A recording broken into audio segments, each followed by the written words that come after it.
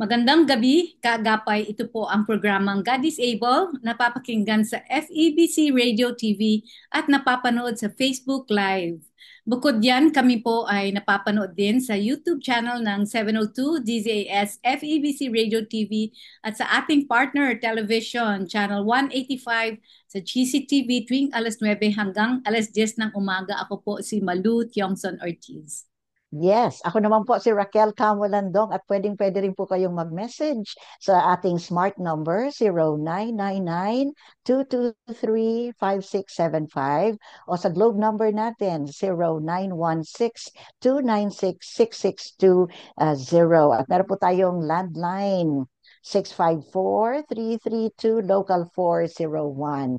Ang God is Able program po ay miyembro. Kami po mga broadcasters dito ay miyembro ng Kapisanan ng mga Broadcaster ng Pilipinas o KBP. Hello, Malu! Ay, magandang gabi, Raquel. At saka, Hello! no, may hangover pa ako dun sa ating family camp, no? Alin daw yung sayaw natin? Nagkita-kita tayo doon no, with our... Pero before we start, Raquel, no, actually, Mm, maganda ang topic natin today. Pero yes. bago tayo mag-umpisa, baka pwede mo i-share sa atin, baka may mga first-timers nakikinig. Ano nga ba ang God is Able? Yes, oo. Ang God Disabled po ay isang pamilya ng mga persons affected by disability. Pero syempre, hindi lang po mga persons affected by disability. Meron din po tayong napakaraming mga volunteers. At meron po tayong mga regular na ginagawa. Ito po ay yung ating gift of mobility kung saan through the partner churches, namimigay po tayo ng mga walking devices katulad ng wheelchair. Pero kailangan pong mga through the partner churches. At syempre, meron po tayong mga conferences, yung Building Life Together, na naging course na rin through our partnership with Asian Theological Seminary. And syempre naman yung ating inaabangan once a year annual family camp. Yun, di ba, Malu? Exciting, ano? Ang ganda, Raquel, no, how God is expanding our borders. Yeah. Imagine mo nung Mm-mm. araw, nag-start lang kami ng, ayan lang, actually nag-start lang kami sa mga wheelchair distribution. And then Oh. one day, naalok kami dito sa FEBC na mag-radyo. Mm.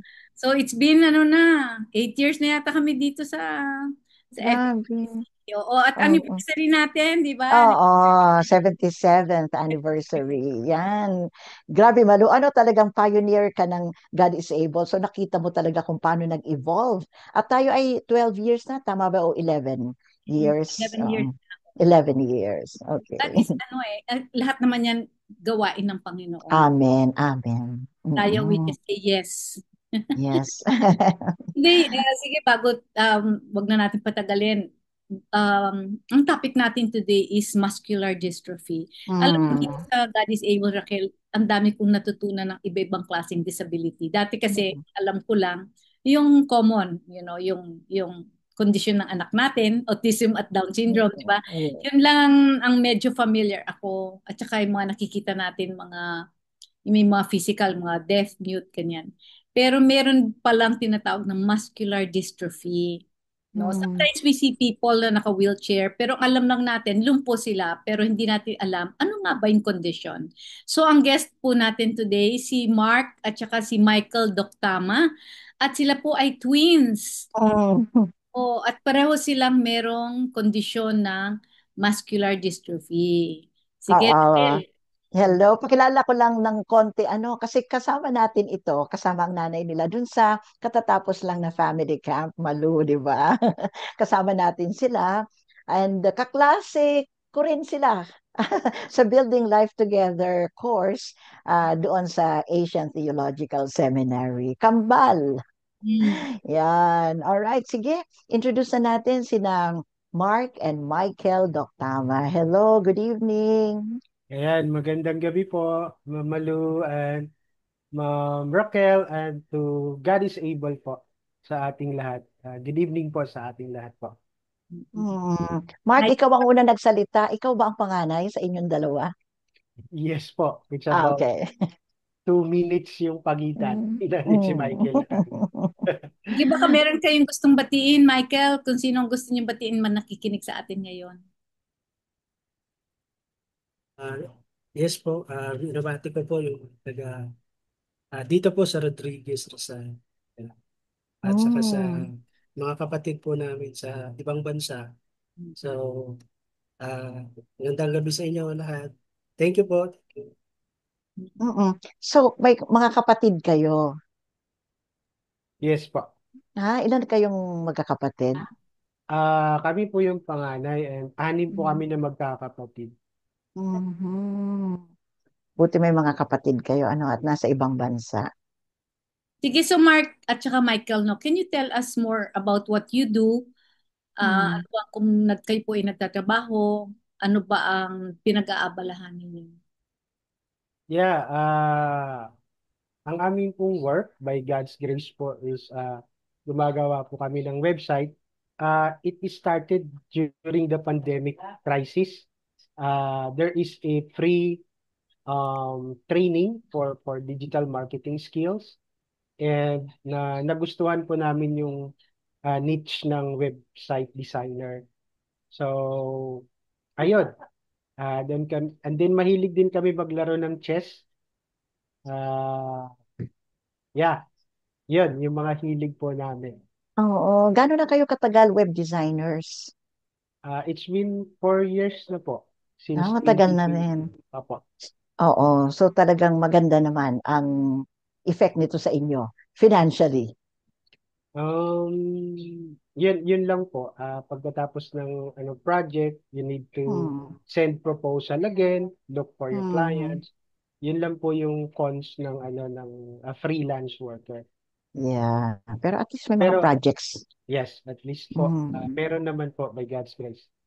So, Hmm. Michael, can you tell us more about yung condition ninyo, no? Yung tinatawag na muscular dystrophy. Hmm. Ano ba yung condition na yan? At saka, ano ba yung symptoms niyan? What should we watch out? What should the listeners watch out for? Mm, Muscular dystrophy po is progressive weakness po siya. So, at nagkakaroon ng loss yung muscle sa strength. So, mabibigla ka na lang, natutumba ka, na wala namang dahilan. So, Hmm. yung mga nerve kasi po niya is namamatay unti-unti. So, it's Hmm. progressive po siya na sakit. So, Kailan nyo to? especially po, Oo. Kailan nyo? Anong edad nyo 13 po, naramdaman? 13 years old po kami bago namin naramdaman. Pero na-neglect po namin. So, hindi po namin na pinansin, akala na natural lang. Pero nang tumatagal na po, yun, nanghihina na talaga. Arms, tsaka legs namin. So, hindi na kami nakakatakbo ng mabilis at hindi na kami nakakalundag or nakakalukso. So, yun na palang ang ah, dahilan. Kaya sometimes, yun, mahirap na sa amin ang ah, pagtaas ng kamay, yun, at madali na kaming mapagod. So, some Hmm. cases, nagkakaroon na po ng medyo panghihina po ng aming paghinga yan, sa heart. So, yun po yung mga sintomas po. Thank Pati you. Hmm. pala ang pati pala ang puso apektado. Yeah. Kasi Yes. muscle Yeah, din kasi, no? Tama ba Yes. ako? may mga times po na yun. Parang nagiging. So, pag nakahiga ka, ganun, bigla na lang siya parang yung breath mo, ganun po. Hmm. Oo. Na-mention kanina ni Michael na hindi nyo pinansin. What if kunyari napansin nyo yon? Pwede ba sana yung maagapan? Pwede bang ma-prevent yung pag-progress ng muscular dystrophy? Upon researching po, pwede pong pabagalin yung progress ng sakit, Mm. Mm. especially po kung naagapan. Kasi yung mga healthy lifestyle dun talaga po ang kailangan para at least mapabagal. Kasi wala naman po siyang cure, hindi po siya ah, magagamot because it is hereditary. Namamana po siya and ang carrier is girl. Yung babae po yung carrier of that. Hmm. There is sabi ng doktor noon, yung physiotherapy. Yun po yung recommend ng doktor para mapabagal yung progress ng sakit 3 times a week. So, medyo ano din sa bulsa po kasi 900 per session yung isang therapy po. So, at that time, wala wala po kaming kakayahan to cover yung ano po, yung Mm. expenses na ganun po. Sa pagkain Mm. na lang po natin, doon na lang po inaano. Pero ang ano doon kasi, hindi namin alam na hindi na kami makakalakad. Kasi as the years go by, yun, pahina ng pahina pala. Ganun po yung sakit namin. Hindi namin alam na gano'n na ano. Kaya parang okay lang, ganyan, sa amin. Mm. Pero nung yun na, hindi na kami makatayo. Yun na talaga, doon na kami po nabahala. Doon na kami na, Mm. Mm. yan, ganun po siya yung process. Mark, Mm. nabanggit mo yung ano namamana siya, no? Na-research ko nga kasi meron din kaming isang miyembro dito sa God is Able. Ganyan din sila magkapatid, no? Pareho silang nauna syempre yung kuyang magkaroon, tapos sumunod yung mas bata. Yeah. Ah, yung namamana nga daw siya, tapos mas common sa lalaki, no? Ang babae hindi nagkakaroon, no? Ang lalaki ang nagkakaroon. Yeah. Tama ba ang sabis niya sa akin, pagka may kapatid kayong babae, wala sila pero pwede silang magkaanak din na merong Mm. Yeah, muscular dystrophy. yeah, Tama po ba? possible po, Mamalu. Mm. Actually, honestly, apat po kami na magkakapatid na may ganito. Ah, And opo, Mm. apat po kami, our youngest na boy, may ganito po siya. Mm. And yun po, hindi na din siya nakakalakad. Sa bahay na lang din. Opo. Pero yung Mm. kanyang upper extremities, medyo malakas pa. And yung pang-apat, yung bago yung bunso, which is girl, ganun din po. Nahirapan na siya tumayo, pero at least Mm. nakakaano pa po siya. Nakakaano pa siya ng katawan niya. Mm. Sa girl, hindi masyado yung effect, pero siguro mga 40%, mga ganun po. Yung effect sa Okay. babae. Yeah. Oo. yung, Be, yung, yung, oo. yung mother mo ba, may kapatid ba siyang ganyan din? Mm. Sa lahi ba ng mother mo? Hindi ba Yun, nakita yun? oo, yun nga po yung pinapadiagnose pa lang kami. Actually, nagtanong yung doktor magkapatid ba si mama mo at papa mo? Ganon yung tinanong ng doktor sa. Oh. Yun sinabi namin, hindi po eh. And then, yun nga, yung question ni Mama Lo, question din ng doktor. Wala naman po eh. Mother side, father side, wala po eh. Wala pong gano'n na may sakit na ano. Hindi Mm. namin na ano. Wala naman daw po. Mm-mm. Yun, So, kaya hindi nyo alam. nagtaka So kami hindi, ba. oo. So, sa tingin nyo, kanino nyo na-inherit yan? Wala kaming idea eh. Pero yung Idea. sabi ng mga chuy namin, Mm. baka sa ninuno pa daw po. Ganun yung Oo. explanation sa amin po. Opo. Oo. Oo. May na-mention ka kanina yung diet, yung pagkain, na may Yes. mga dapat bang iwasan na pagkain? Yung may muscular dystrophy? Yeah, yung sinabi sa amin particularly, parang yung ano din, yung matamis, yung maalat, yung mga ganun po. Tapos more on vegetables, green, yung mga green leafy Mm. vegetables and fish. Yun ang sinabi Oo. sa amin na diet na pang Oo. palakas. Opo. Yeah. Michael and Mark, sabi nyo, 13 years old nyo na find out, na nagsisimula ng magkaroon ng effect yung muscular dystrophy. 13 years old, naintindihan nyo na ba yung bigat ng sitwasyon na yon? Or siguro, anong edad nyo naramdaman talaga? Nung 13 years old pa kami po, hindi pa namin alam talaga. We don't have an idea kung ano yung, kasi parang over fatigue ka, ganun yung pakiramdam. Tapos yung pawis mo parang butil ng mais, ganyan. Actually, sumasakit siya at the back of your head. Yan yung unang-unang manifestation niya sa amin.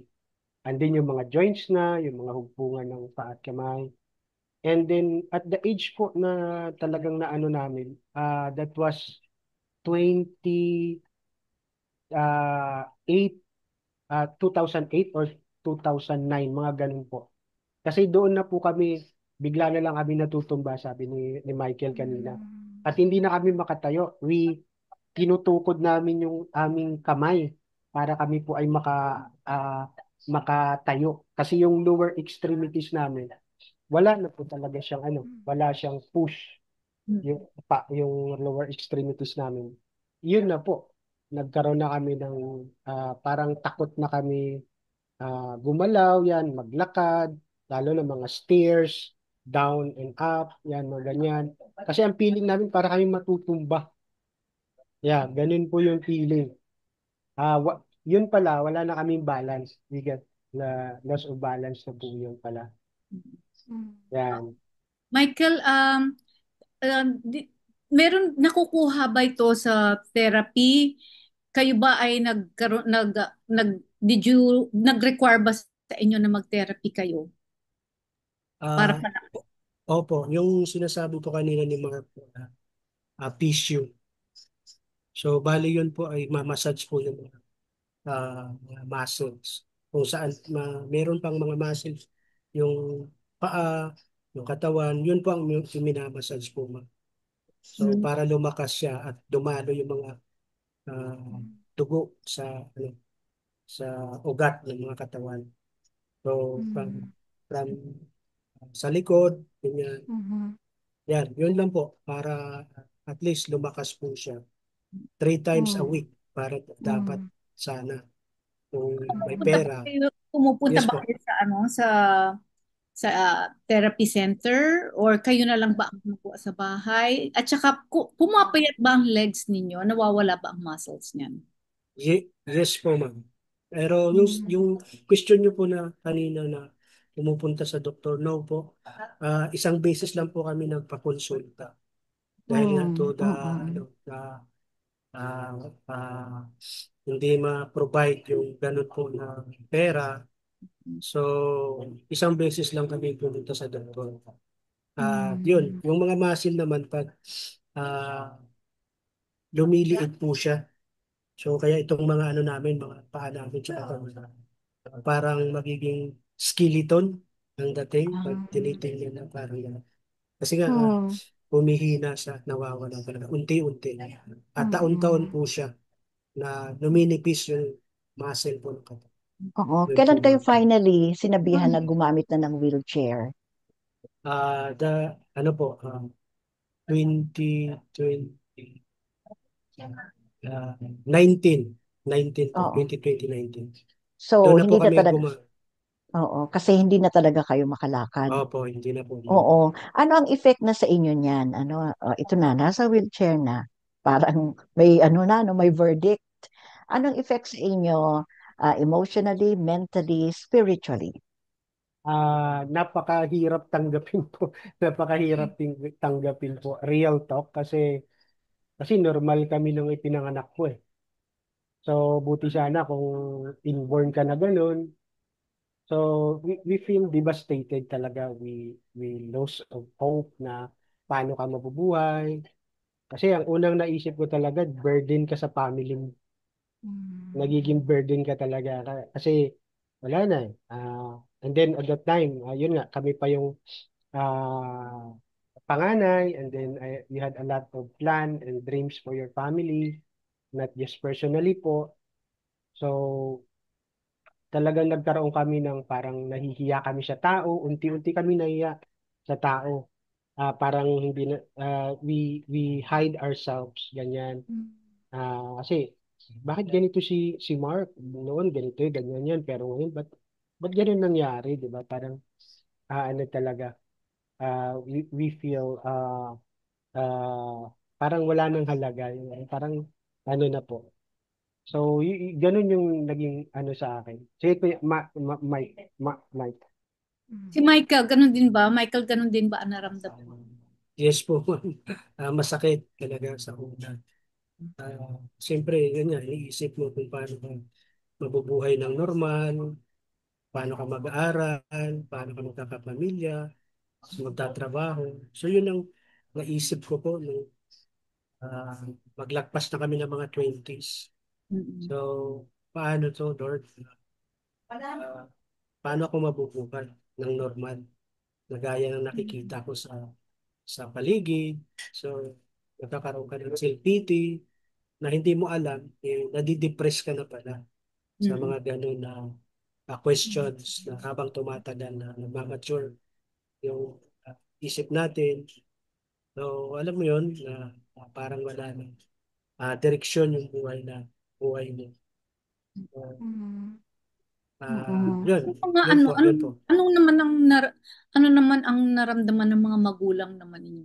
Paano naman nila kayo sinusuportahan? I mean, emotionally? Yes po. Yung tatay kasi namin, ano umiiyak. Pag nalasing po siya, umiiyak. Nung una, hindi namin alam kung bakit umiiyak siya. Pero yun na pala. Yun na pala po Mm. yung dahilan. Umiiyak siya. He was crying po pag siya ay lasing, ganyan. And um, talagang yung mother ko naman, talagang shock siya. Kasi at that time, yeah, long time story po yung sa mother ko rin bago rin nung kami magkita. Yun, nalaman niya na ganito nga. Talagang ang akala pa nga nila noon, yung mga kamag-anak namin, tamad kami magtrabaho kasi we are in the province at that time. Popra, Mm. yung nyog, yung Mm. grandmother namin, pinapatulong kami magkakapatid. So, yun naman ang source Mm. of income nila doon. Akala nila tamad ako, tamad kami kasi hindi nila alam Mm. may sakit. And yun ang pinakamasakit. Ah, hindi na ano namin ba, parang nahiya kaming sabihin sa kanila, ganyan, na meron kaming sakit. Yan pa yung naano Mm. namin. Tapos talagang emotionally, ang ang sakit din sa kanila. Kasi Mm. ah, iba-iba yung response ng tao when it comes Mm. to ganyan. Mayroong hindi matanggap. Lalo Mm. kami that time, hindi din namin, hindi pa namin, nasa process po kami ng pagtanggap po eh. Mm-mm. Mm. Yan, ganun. Oo. Yeah. Yeah, Raquel, ang hirap siguro, no? Kasi Yeah. kung ikaw yung magulang, kasi magulang tayo, di ba? Yung hirap ka na nga tanggapin yung kondisyon ng anak mo, tapos sasabihan ka pa ng iba na tamad yung anak mo. Mm. Ang hirap ng gano'n, ano, Raquel? Ay naku, 'di ba? Ako, yan talaga yung na-mold masyado yung character ko kung paano ka magre-respond sa sinasabi and sa reaction ng ibang tao. Kaya naiintindihan namin ni Malu yung dinaanan din ng parents nyo. Balikan ko lang ng konti, Malu, Mark and Michael, kasi naman sabi nyo kanina, ang isa sa mga tanong nyo, paano kami makakapag-aral, paano kami makakapagtrabaho? Tanong, nakapag-aral ba kayo? At ngayon nagtatrabaho kayo, di ba? Yeah, yan, Hmm. isa pa yan, Ma'am Malu, Ma'am Raquel. 2004, nag-aral po ako ng Bachelor of Science in Accountancy. Oh. Nakatapos lang po ako ng first semester ng first year. Kasi yung accountancy department nasa third floor. At that time nga, may sakit na ako. So, aakyatin ko yung third floor para At wala akong naging choice kundi sabihin sa teacher ko na yung totoo. And then my teacher told me na I need to priority your health, sabi niya pong ganun. Kaya ah, hindi ko natapos po yung aking pag-aaral. Kasi yun nga, ang daming emotion, ang daming ko iniisip na almost negative eh. So, hindi ko na yung education ko, hindi ko mapopokus. So, yun yung nasa isip ko. And that time, our family is having a relationship problem din po at that time. Uh, Hmm. Ups and downs, and then, yun, normal family na mga uh, misunderstanding, quarrel, mga ganun po. So, Hmm. hindi ko na po natapos yung Hmm. college ko po at that Si time. Michael. Si Michael, nakapag-aral ka, Michael? High school lang po, Ma'am Hmm. Malo. Ma'am Raquel. Hmm. Hmm. Tapos sa Bicol po kami nagtapos ng high school. Sorsogon. Oh. Sorsogon, Oh, Bacol okay. po kami, ma'am. Bakon sa So, Sugon. opo. Yes po. Yung father Mm. side namin. Pero nila Mm. Raquel sa ano, no? Ano sila sa technology, magaling sila sa, Oo. yeah. Galing ano? Part din yun Oo. kasi may gift naman siya para sa ating lahat, di ba? Whether Oo. nakapag-aral or not. At saka yung gifts na yun yung gagamitin natin para mabuhay, di ba? Amen. Oo. Praise. Galing. Oo. Ano, Ako, tanong ko naman sa inyo is, um, anong, paano tingin mo, pagka naiisip niyo at nagdadasal kayo, hindi ba kayo nagtampo sa Panginoon? Ano tingin yung purpose ni God? Bakit kayo binigyan ng ganyang disability?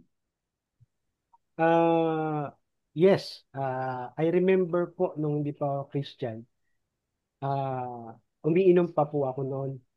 And then doon sa lugar ng mother ko, I remember po, uminom ako tapos lasing. And then I get question God kasi hindi naman ako kagaya ng ibang tao, ganyan. Yun talaga yung nasabi ko sa Panginoon. I remember, question namin si God. Pero at the time kasi wala pa naman kaming relationship. Pero that is not an excuse. Kaya nung magkaroon po kami ng relationship with the Lord, Jesus Christ, doon po unti-unti namin nakita yung truth. Kasi sabi sa Bible, Jesus is the way, the truth, and the life. So, at that time din, akala namin kasi yung God is just like a traditional. Kasi sa environment na kinalakihan namin, parang wala kami nakita na seryoso sa Diyos. Parang ano lang siya eh.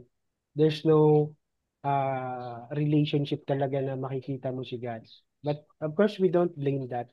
Kasi talaga namang in real life, ganun po. Pero to cut the story short po, na makilala namin si Jesus Christ, our Lord and Savior, doon po, unti-unti nabuksan yung aming isipan na God has a purpose. I remember po nung nasa training kami, sinabi nung person with disability na teacher doon, turn your disability into a blessing. Parang sabi niya, blessing in disguise yan.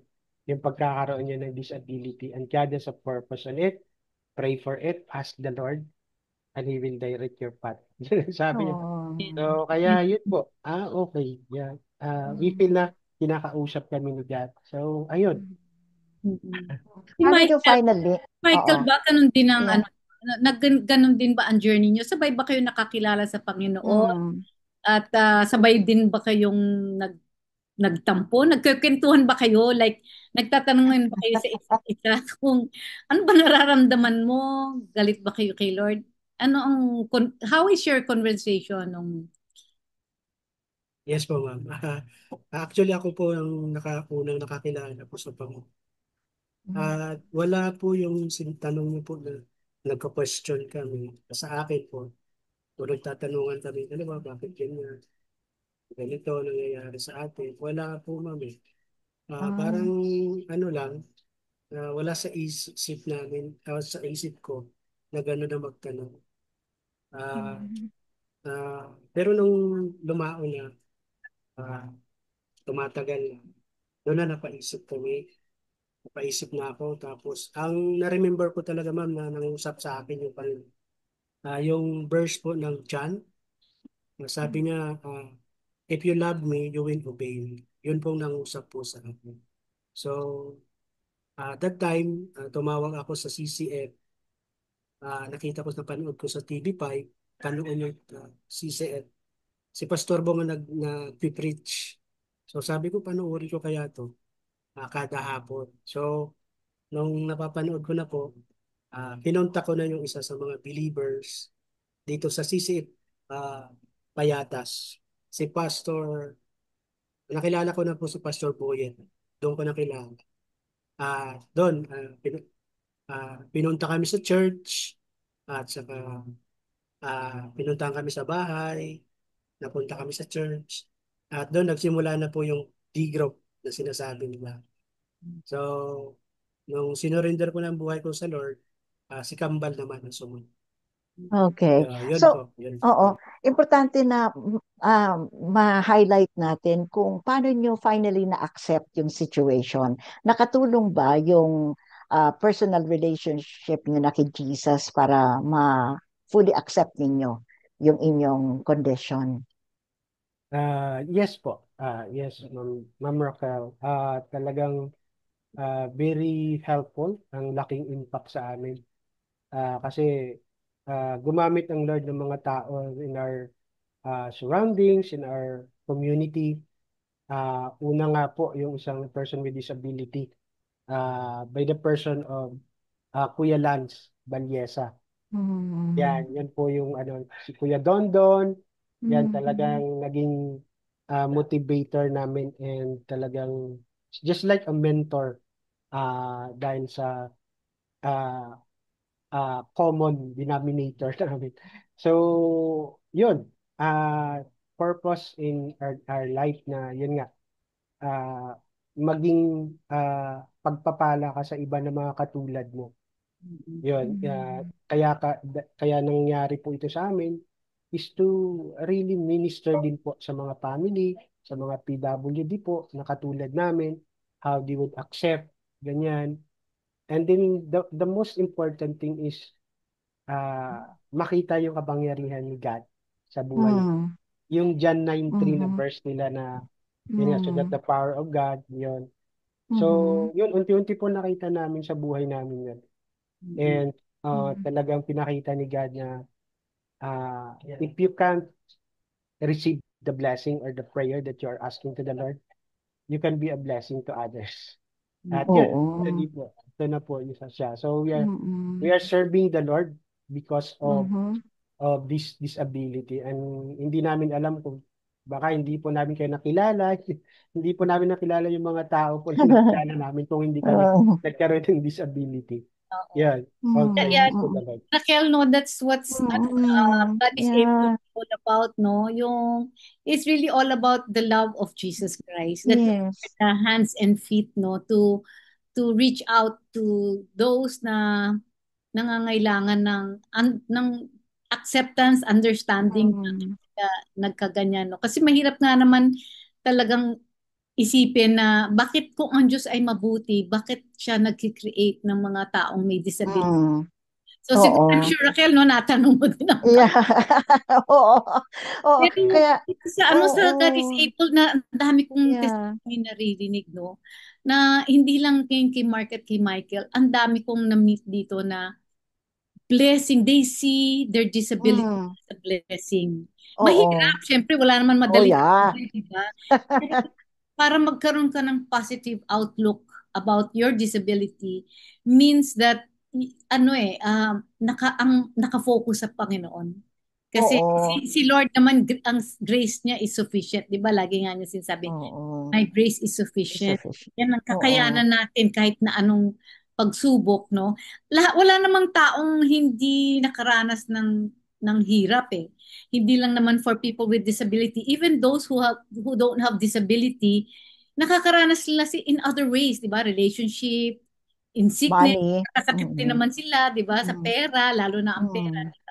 Pero kumbaga, iba-iba lang yung way, pero Mm. tinuturo ng Panginoon iisa, no? At ang ganda Oo. ng scenario nilang dalawa ni Mark at saka ni Michael na nagiging instrumento sila ngayon to be a blessing to others.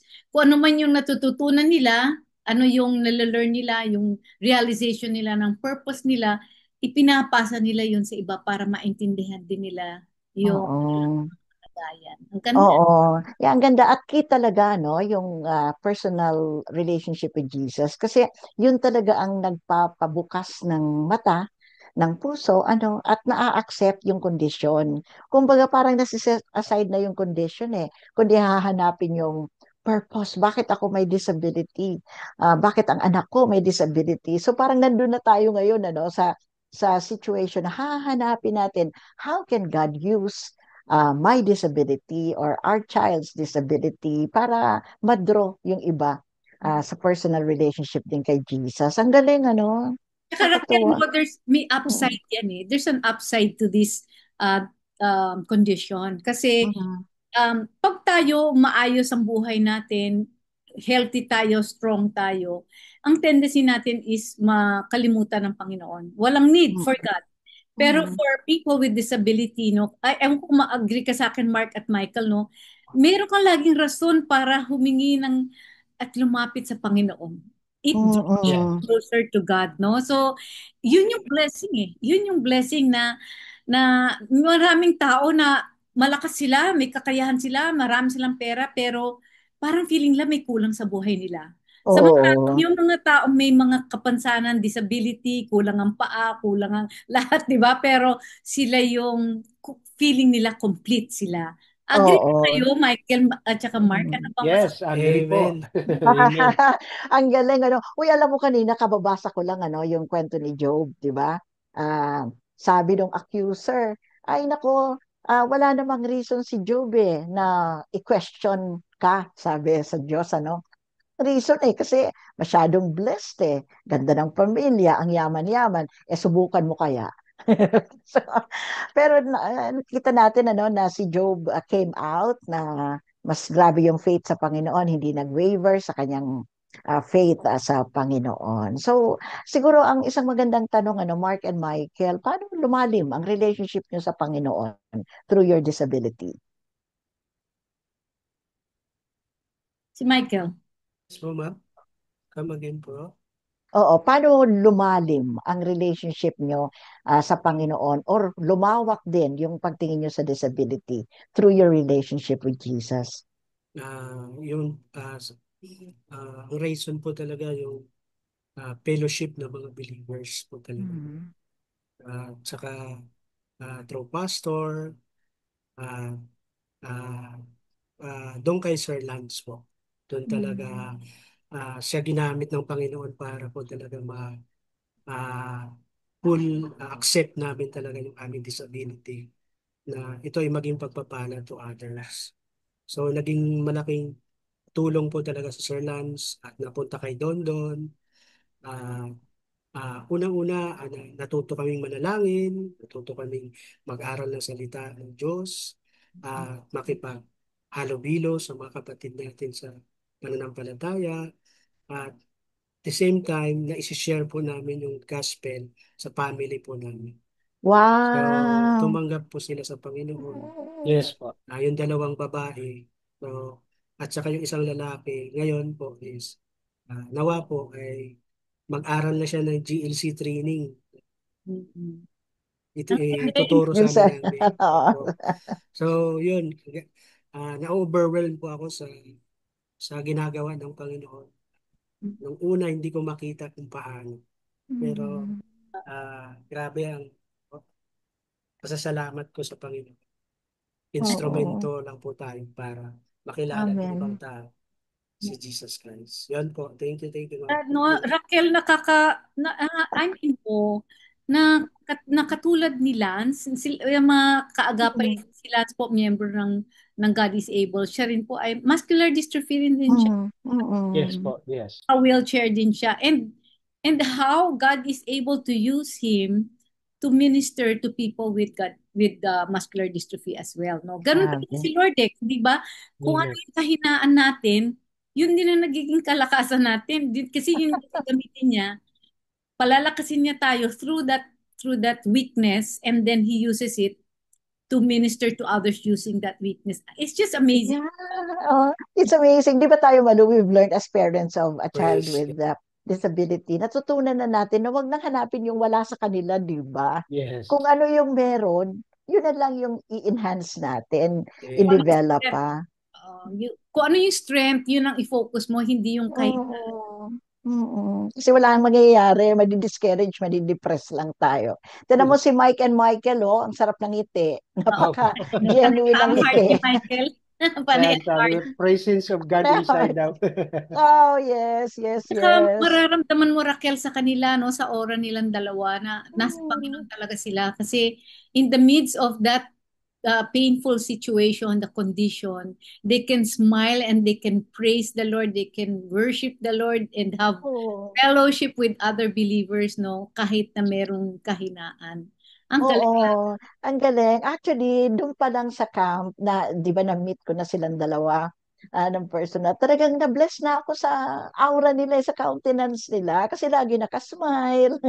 Si Praise Toy God kasi po. and Joseph ang nagpo-push ng wheelchair ng isa sa kanila. So Oo nga. nakita ko talaga na Si Toy po. contagious. Oh, si Toy, later on si Joseph na, no? Yung Yes po. napaka-contagious nung lightness ng kanilang, the aura. Grabe, nakaka-bless. Hindi kailangan magsalita nga di ba, Malu? Nakaka-bless. Parang si Clarissa mo. Yeah. Makita ko lang si Clarissa mo. Parang may putik sa dibdib ko na saya. Praise Praise. God. Mark and Michael, no, are you now leaders, the group leaders? Paano kayo ginagamit ngayon ng Panginoon? Uh, How are you able to serve Him? yeah, we are serving the Lord for almost 5 years. PWD Fellowship, yung pangalan po nung ministry namin together with Kuya Lance and Kuya Dondon, Mami Gloria and Tuyer Pia. She is the one of the core also. And we have a day group. Meron din po kami hinahanda na day group. Ako, every Saturday, 3 p.m., person with disability. And then si Michael, he was able to handle able person naman. Hindi PWD yung handle niya. Able person. Praise God kasi that person po is serving the Lord with his wife, CCF Caloocan. So ginagamit na din po 'yan to serve CCF Caloocan. So yan po yung ministry namin, and then we are also volunteering as CCF unique ministry Oh. by Sir Wisdom C po and Hmm? Atita BT Ching. Oo. Yan po. Ay, ang Yes active po. niyo pala. Galing. So, siguro maganda rin ano natin promote, no? Meron silang event. Mm. Alam niyo po ba yon? Meron silang Mm. event. Yeah, meron po Unity silang event ngayon na na, Mark? yes, volunteer to those who want to improve their skills to minister person with disability po. Yeah, this Yan. is Kailan yan? Kailan yan? June 14 po. Yeah. Mhm. June 14. Sige, anong details? Sa CCF main yan, di ba? Yes po. Room, 2A. room 2A. Yes po. Ayan. O, ito nahanap ko na. Ah, CCF Center. Are Yes. you having a hard time communicating to persons with disabilities? You want to help but don't know how? Mm. Special Needs Ministry invites you to the training of CCF frontliners happening on June 14, Saturday from 8:30 to 12 noon at room 2A at CCF Center. So pwede na kayo mag-register, mag-ano lang po kayo sa online, no? Yes po. Unique Yes. is inviting next gen volunteers, booth servants, uh, host team, welcome team, D group leaders, and all volunteers from other CCF ministries. So if you're Yeah. serving in any of these ministries, you are a frontliner and this training is for you. Yeah. Yes. Wow. Oh, kasi kailangan ma-enhance paano, lalo Yes na kung po. nandun na talaga sa ministry ito. Kakatuwa yung mga Alam ba Raquel na Oh, ang ka-disable nakipartner din sa oo, Unique Ministries? partner. Opo. Yes. Yes, partner po. Oo, partner tayo. Wala Ganun pa. naman, Well, Pati ang ano, tawag, cross, across. family. Mm-mm. Yes. Mm-mm. Galing, how inspiring, talagang hindi mo matatawaran yung mga nagagawa ng persons with disability. Kala lang natin parang may weakness sa kanila, may hindi sila pwedeng gawin, marami po silang pwedeng gawin. At yan ang na-learn natin mula kina Michael and Mark, di ba, Malu?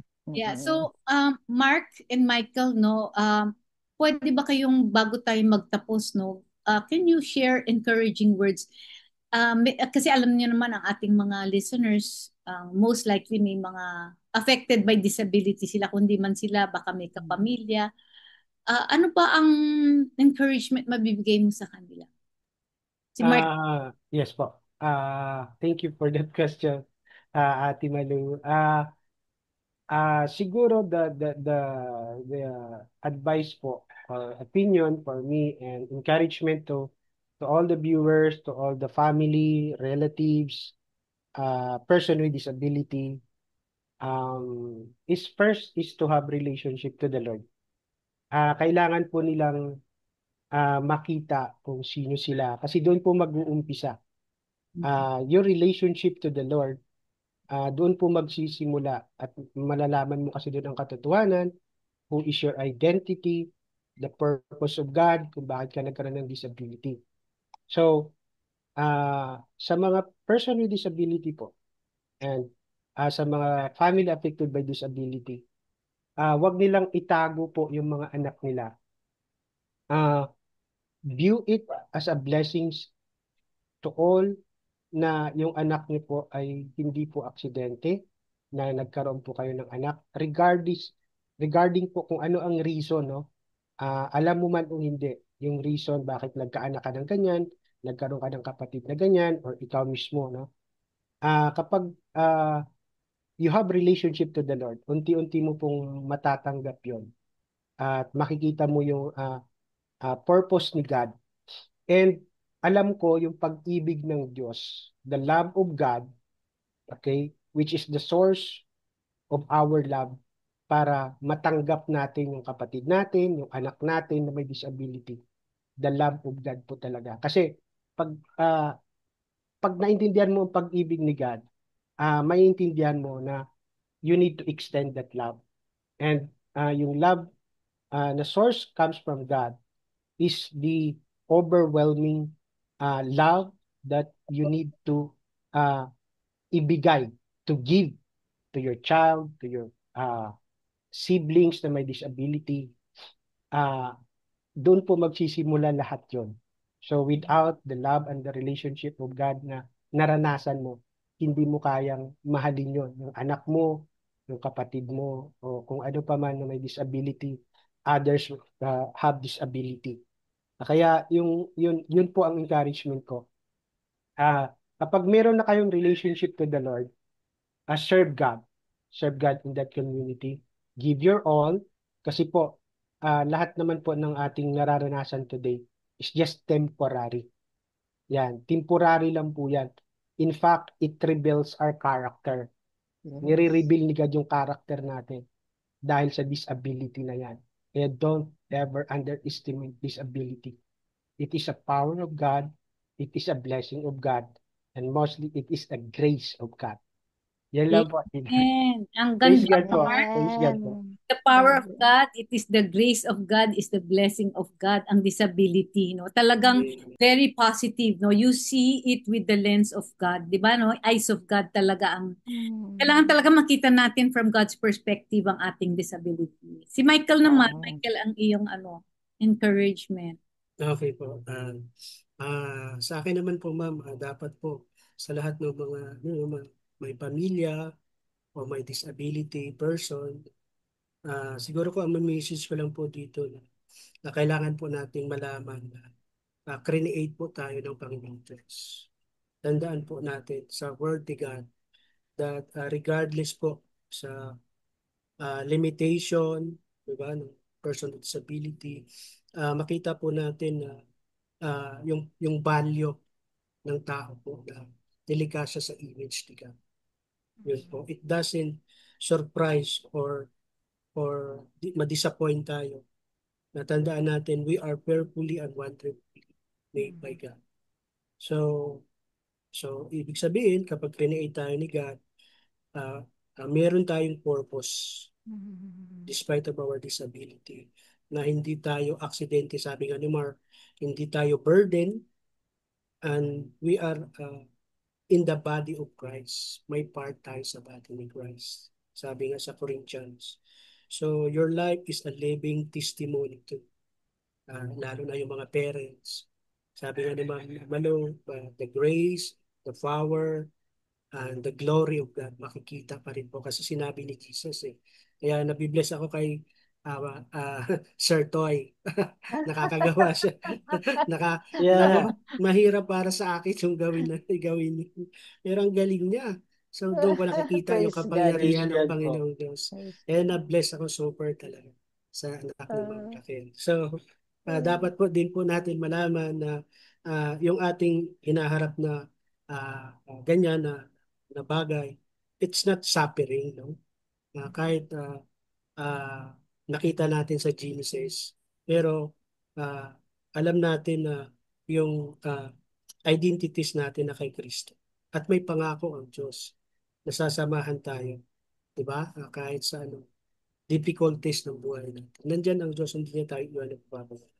So, tayo ay create ng God na magtulungan, magdamayan.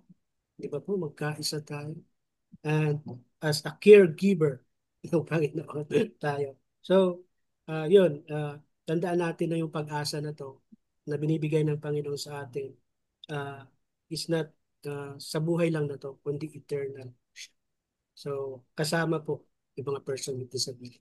Yes, Lord po. Wow. Thank you. And Thank you so much, Glory to God po. Glory to napakaganda Madam, ng inyo, no? Ang oo. ganda ng how you look at life today, Yeah. no? Despite the Mm-mm. disability, no? Raquel, no? Very, godly perspective talaga siya. Eternal Oo. perspective, no? Oo. Gusto ko rin yung sinabi niya that we are to be caregivers, no? Oo. Caregivers, no? Oo. Instead, Grabe. instead of volunteers or Yeah. person affected by disabilities, we are first Yes. caregivers nga, no? So, Grabe, ano niyo no? po mga kaagapay, Mm. yung shinare po ni Mark at saka ni Michael, paano sila nagkaroon ng ganyang ah, pag-uunawa at acceptance sa kanilang kondisyon is una naintindihan po nila kung ano ang ginawa ng Panginoong Jesus para sa kanila. We have to go back to the cross. When we are hurting because of our disability, instead of looking at ourselves, tignan po natin muna, bumalik muna tayo sa krus. Kung anong ginawa ng Panginoong Jesus. Ang problem po natin, hindi yung physical problem natin, yung ating sin. Lahat po tayo ay makasalanan. Amen. At kaya kailangan po natin ang kapatawaran ng Panginoong Jesus. That's the reason why he gave his life, no? Kaya siya pumunta dito sa mundo para maging bilang kabayaran ng ating mga kasalanan. At para tayo magkaroon ng positive at saka godly perspective or eternal perspective ng ating mga disability, katulad ni Mark at ni Michael, na they can still smile and they can joyfully share yung kanilang story kahit na mahirap, kasi naintindihan nila na sila po ay napatawad na ng Panginoon ng kanilang mga kasalanan. Lahat po kami makasalanan dito, hindi lang po si Mark or si Michael, si Raquel, pati po ako. Lahat po tayo ay kailangan natin ang Panginoong Jesus. And so kung gusto nyo rin po maranasan yung joy na na-experience ni Michael at saka ni Mark, yung magkaroon tayo ng excitement, no, na kasi ang naintindihan natin na ang buhay, ano lang to stop over lang natin itong buhay sa mundo. Meron tayong final destination. At ang final destination, dalawa lang po yan. It's either you go to heaven or to hell. Saan po To natin hell. gustong pumunta, di ba? Yung kagandahan po ng pag tayo po pumunta ng langit, wala na pong disability doon. Wala na, we will be given a new body. At pagdating natin doon, lahat ng paghihirap natin dito, all our tears will be wiped away. No more pain, no more Down syndrome, no more autism, no more Muscular dystrophy. wala ng cerebral palsy, and no more sin, di ba? No more So, sin. yun yung pinaka magandang balita po. At Mm. kayo po ay nakikinig ngayon, maybe for the first time, or maybe hindi nyo pa po na bibigay ang buong puso ninyo sa Panginoong Jesus. Gusto niyo pong maranasan the free gift of eternal life and the joy of having a relationship with Jesus Christ. Sabayan niyo lang po ako sa isang dasal. Namnamin po natin bawat salita at i-surrender natin lahat ng ating mga sitwasyon, ating kondisyon, lahat ng ating nararanasan, lahat ng hirap natin, isurrender na natin sa Panginoon yan at bigay natin ang buhay natin sa Panginoong Jesus. At kung kayo po yan, sabayan niyo po ako ngayon. Panginoong Jesus, marami pong salamat. At kayo po ay naging kabayaran ng aking kasalanan. Ako po'y makasalanan. Patawarin niyo po ako. Gusto ko po magkaroon ng buhay na walang hanggan, buhay na pagbabago. Make me a new person, Lord. And now I open my heart, binubuksan ko po ang aking puso, Panginoong Jesus. Iniimbitahan kita upang manirahan dito sa aking puso bilang aking Diyos at tagapagligtas. At magmula ngayon, Panginoon, baguhin niyo po ako, pati yung aking ugali, ang aking mindset, ang aking pananaw sa buhay. Baguhin niyo po yung aking ah, mga ways na na hindi pleasing po sa inyo, Panginoon. So binibigay ko po ang aking buhay sa inyo, Panginoon. At magmula ngayon, gusto ko pong makilala kayo at magkaroon ng relasyon sa inyo, Panginoong Jesus. Sa ngalan po ninyo. Amen. Amen. Amen. And Kayo amen. po ay Yeah. kayo po ay nagdasal noon magmula sa inyong puso. Nandiyan na po si Jesus at ang promise niya is He will never leave you nor forsake you. Hindi na iiwanan, no? At makakaranas na rin po kayo ng kaligayahan na naranasan ni Mark at saka ni Michael. Naming lahat. Naming lahat. Oo, kanina na-mention ni Michael na yung mga persons with disability are also part of the body of Christ. Kaya yan po ang panawagan ng God is able, na we are here to evangelize, to disciple, and ma-encourage itong mga persons with disability na maging part ng local church, mabigyan sila ng mga ministry, di ba? At yun po ang panawagan namin sa mga churches, mga organizations.